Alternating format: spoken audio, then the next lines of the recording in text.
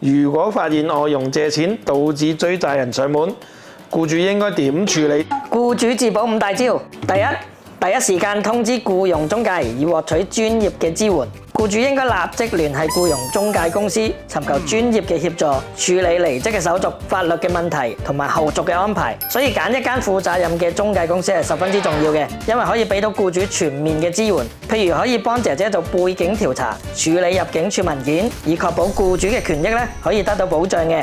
第二，立即報警備案，並且防範滋擾。僱主應該要求外傭提供所有嘅借貸記錄，包括貸款嘅金額、貸款嘅對象同埋還款嘅情況，並且詢問佢有冇向其他嘅外傭借錢。我哋要全面去評估問題嘅嚴重性。僱主應該立即喺網上向警方報案，記錄事件，去保護自身嘅權益。如果收到追債人嘅滋擾電話或者訊息，應該立即封鎖來電、截圖或者記錄來電嘅號碼，作為報案嘅證據。並且通知其他有可能會受到滋擾嘅屋企人，提醒佢哋提高警覺。第三，檢查財物並提升家居安全，為避免財物損失，僱主應該檢查屋企嘅貴重物品，例如現金、首飾、手袋等等有冇遺失，並且收翻姐姐嘅門匙、八達通。如果大門係用密碼鎖嘅，應該即時更改密碼。提大家，信箱鎖匙係唔應該交俾姐姐嘅，以免佢哋收到追債信又私自收埋。僱主亦應該安排姐姐收拾個人物品。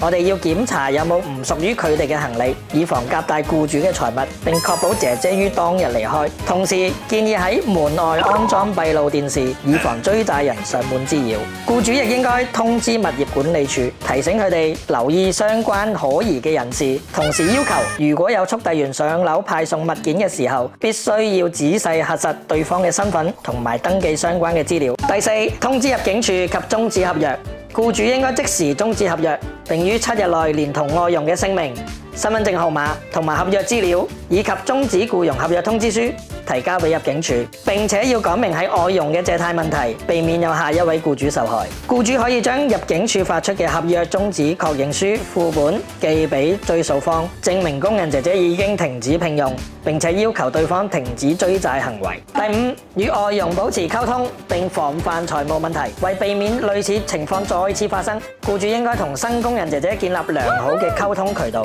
定期了解佢哋嘅財務狀況，提供基本嘅財務管理教育，教導佢哋避免同財務公司借款或者非法借貸，防範財務嘅問題，並且清楚講明違規會有咩後果，甚至乎可以定期要求外傭出示護照，確保對方冇交出護照做抵押借錢。總括而言，當外傭借錢引嚟追債人上門，僱主可以透過以上自保五大招有效應對，保護自己同家人嘅權益，